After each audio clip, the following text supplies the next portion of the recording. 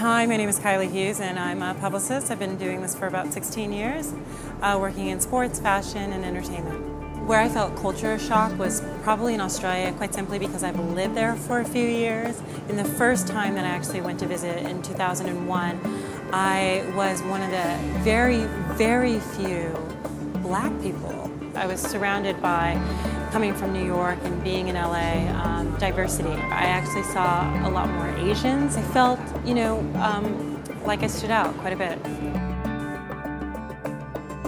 One of my favorite travel firsts, without a doubt, was visiting New Zealand and also visiting Turkey. I did things that I've never done in my life before, and I challenged myself in a way that was really unique, that actually was probably a little bit scary. I skydived in New Zealand and hot air ballooning in Turkey. There's so many resources. I started traveling in 1998 abroad, and I realized very quickly that you can figure it out even more today. There's a lot of technologies, there's a lot of individuals who are experts. There's so many things to explore in the world.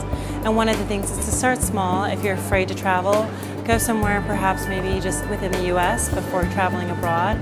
But ask a lot of questions and do your research. If you're committed to it, if you have a passion for it, you'll find a way. To travel is to discover that everyone is wrong about other countries. Oftentimes what we see in the media, I work in media, is not essentially the truth. I've discovered that people essentially are all the same. And when you travel, you realize that there's a lot of conflict, maybe in other countries, but within the US, it equally is the same.